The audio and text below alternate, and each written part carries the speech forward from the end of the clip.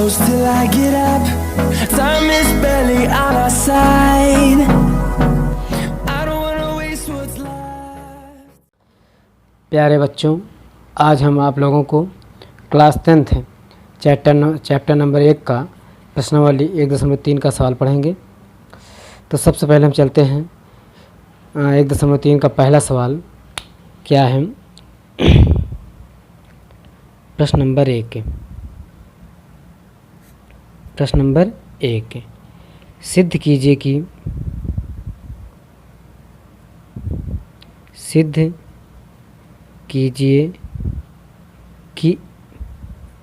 √5 एक अपरिमेय संख्या है। एक अपरिमेय संख्या है।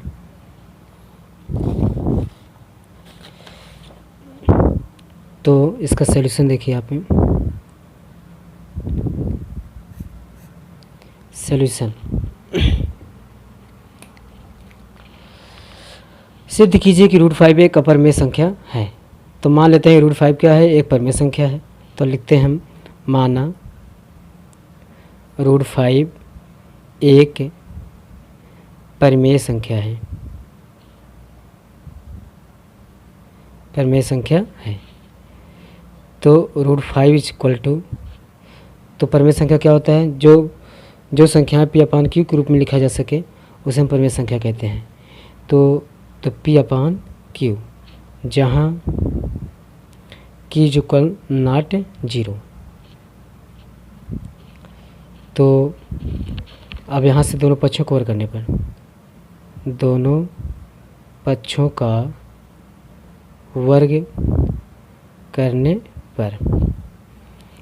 तो √5 का होल स्क्वायर P/Q का होल स्क्वायर।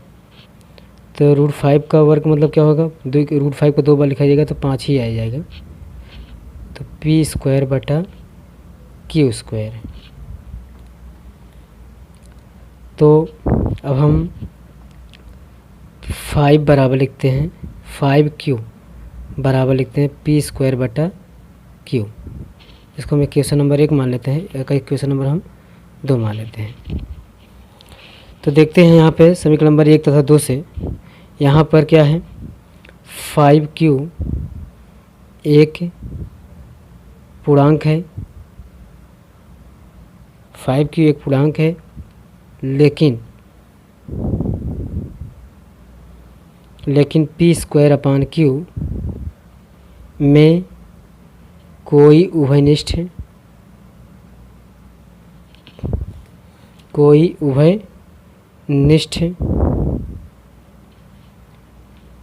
नहीं है। कोई उभयनिष्ठ नहीं है। अतः P²/Q does not equal 5Q। जो परिणाम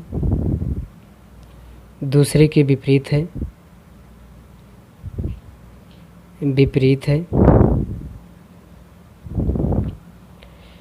इससे सिद्ध होता है कि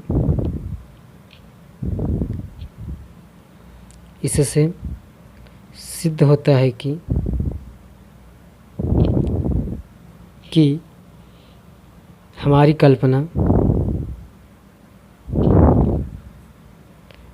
कल्पना असत्य है।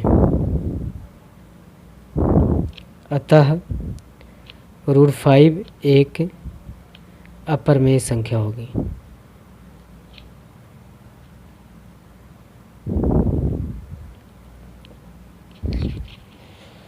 तो देखिए माना √5 एक अपरिमेय संख्या है। जब हमने इसको मान लिया परिमेय संख्या है तो इसको हम इक्वेशन नंबर 1 मान लेते हैं। तो दोनों पक्षों का वर्ग करने पर, जब वर्ग करेंगे तो √5 का वर्ग हो जाएगा और बराबर P/Q का होल स्क्वायर। तो √5 को 2 बार लिखेंगे तो 5 आ जाएगा और P²/Q²। तो P²/Q बराबर का होगा 5Q। समीकरण नंबर 2 मान लिए। तो अब समीकरण नंबर 1 और 2 से यह होता है कि 5Q क्या है, एक पूर्णांक है, लेकिन P²/Q में कोई उभयनिष्ठ है ही नहीं, पूर्णखंड। तो अतः P²Q is not equal 5Q। जो परिणाम दूसरे के विपरीत है, मतलब जो इसका परिणाम है ये इसके जो इसका परिणाम है ये इसके विपरीत है। इससे सिद्ध होता है कि हमारी कल्पना क्या है, असत्य है।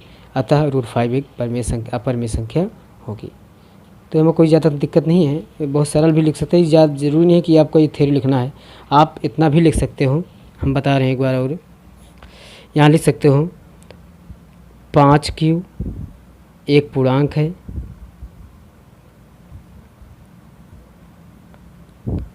तथा p² एक अपरिमेय है, अपरिमेय संख्या है। तो इससे सिद्ध होता है कि √5 एक, इससे सिद्ध होता है कि √5 एक अपरिमेय संख्या है, एक अपरिमेय संख्या है। बस बहुत ज़्यादा ठीक नहीं है, इतना ही करना है आपको। अब प्रश्न नंबर 2 देखिए। प्रश्न नंबर 2, सिद्ध कीजिए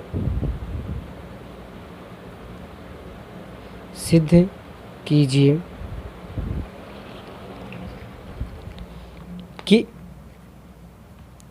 3 + 2 √5 एक अपरिमेय संख्या है।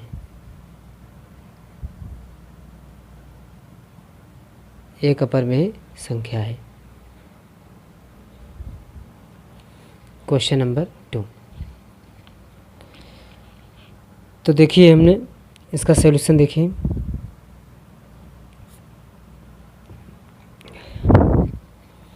माना 3 + 2 √5 एक परिमेय संख्या है।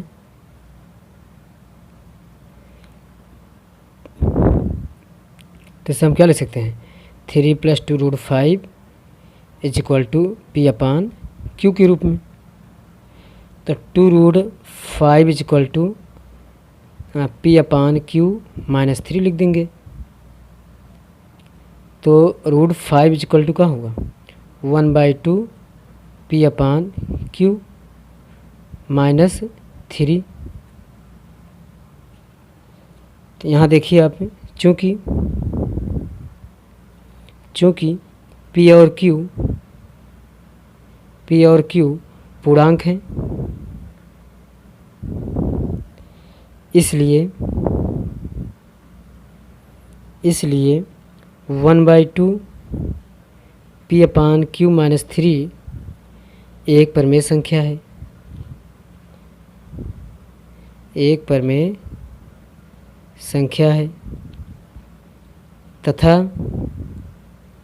√5 भी एक अपरिमेय संख्या होगी,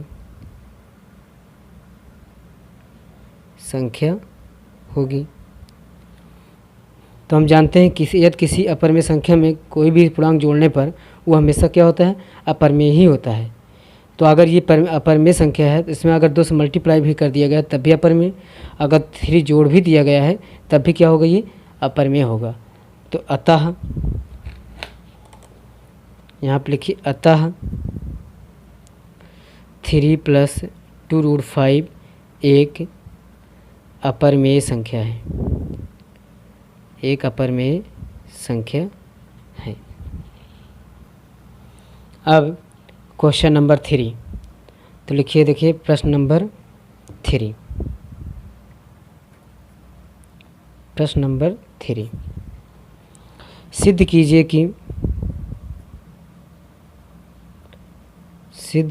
कि निम्नलिखित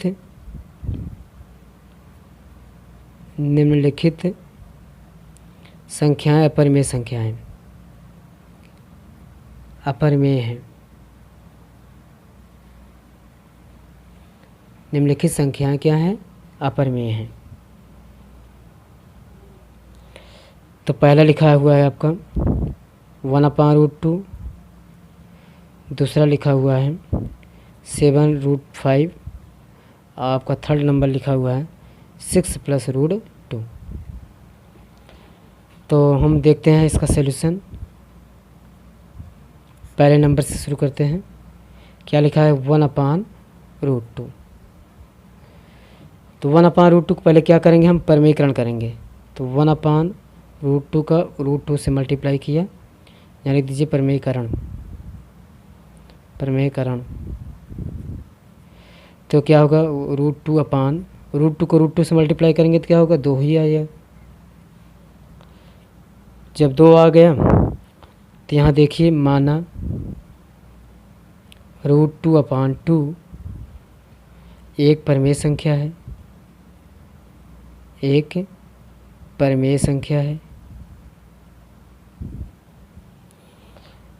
तो यहाँ पे लिख सकते हैं √2/2 बराबर a/b या p/q लिख दीजिए। तो अब यहाँ पे लिखिए √2 = p/2q, जो कि नॉट इक्वल होगा ये भी। तो यहाँ पे लिखिए, यहाँ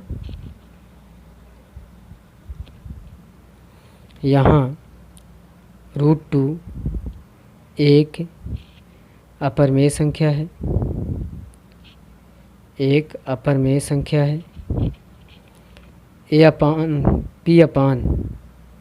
p/2q एक परिमेय संख्या है,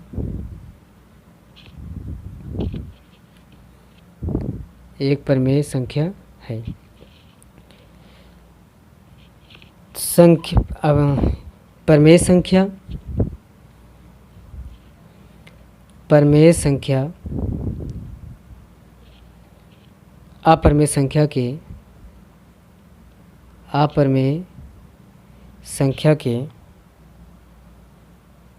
बराबर नहीं हो सकता,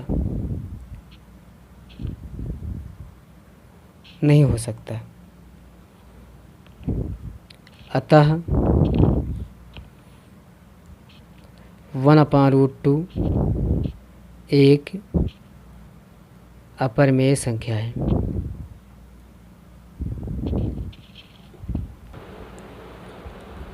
अब प्रश्न नंबर 3 का 2 नंबर देखिए आप हैं।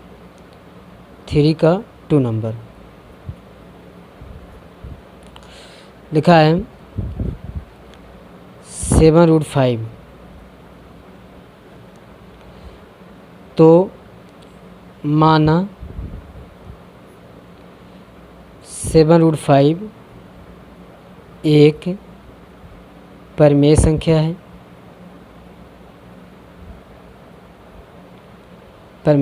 है, तो 7√5 = a/b। तो √5 = क्या हो जाएगा आपका a/7b। तो यहाँ पर देखते हैं, यहाँ पर √5 एक अपरिमेय संख्या है,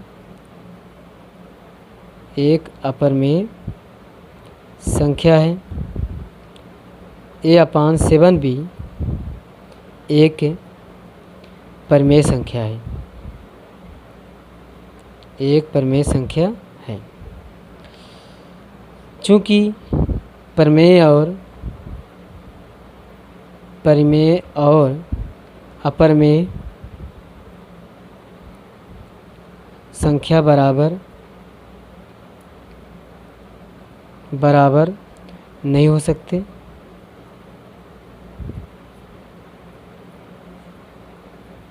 हैं।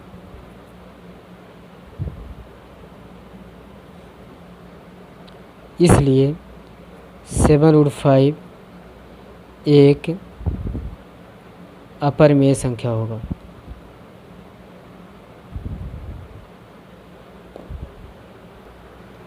अब प्रश्न नंबर 3 का 3 नंबर देखिए। प्रश्न नंबर 3 का 3 नंबर लिखा हुआ है 6 प्लस √2 एक अपरिमेय संख्या है।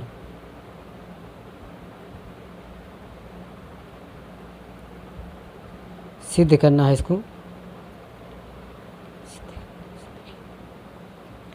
सिद्ध कीजिए कि 6 प्लस रूट 2 एक अपरिमेय संख्या है। तो इसका सॉल्यूशन देखिए आप,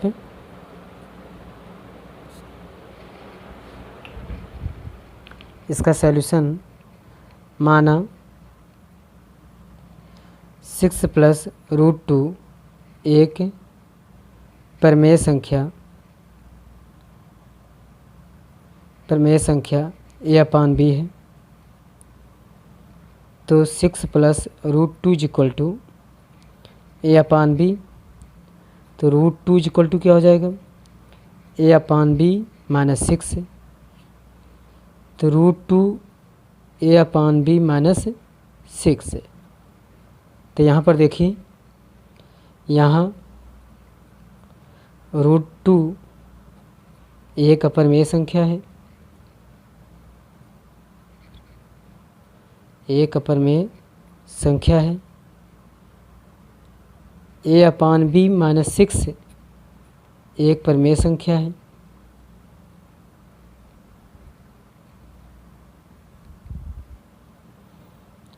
जो कि ये दोनों इक्वल नहीं हो सकते हैं, परिमेय और अपरिमेय संख्याएं बराबर नहीं हो सकते। तो यहाँ लिख दीजिए, चूँकि परिमेय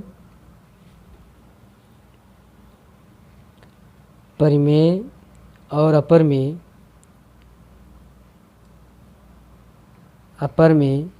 संख्या कभी बराबर नहीं हो सकते, कभी बराबर नहीं हो सकते।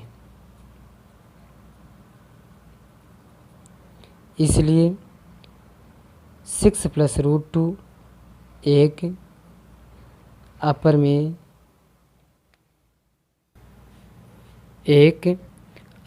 संख्या है,